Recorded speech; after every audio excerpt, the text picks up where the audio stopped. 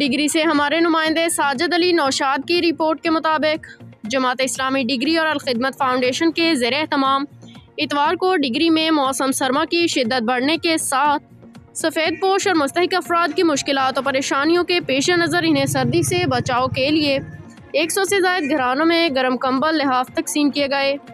इस मौका पर जमात इस्लामी डिग्री के सिटी अमीर शकील गौरी और जमात इस्लामी की ज़िलाई पब्लिक एड कमेटी के चेयरमैन मोहम्मद यासीन गुज्जर ने कहा कि सर्दी के आगाज़ के साथ ही लोगों को सर्दी से बचाव के लिए गर्म कपड़े, जैकेट्स और गर्म कंबल तकसीम किए जाने का सिलसिला शुरू कर दिया गया था।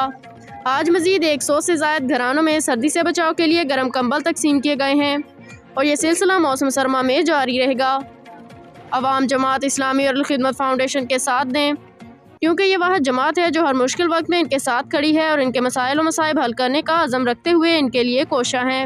रिपोर्ट साजिद अली नौशाद, नुमाइंदा कसरे नूर न्यूज़ डिग्री। लेकिन आज दोबारा उनको वोट देंगे।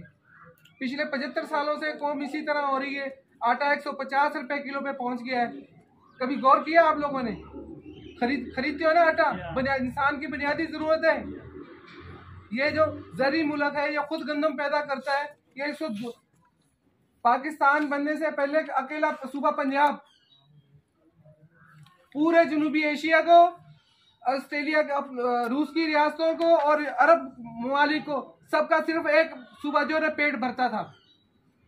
कहाँ गया वो अब? सूबा तो है हमारे पास ही है ना। अब भी पहले 17-18 मन गंदम पैदा हो रही थी, तो नतीजा क्या रहा? तो बड़े आजमों के जो है एक सूबा पेट भर रहा था।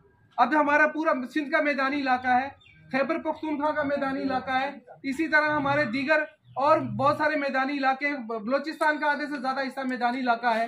हमने कभी गौर किया उस पर? नहीं किया।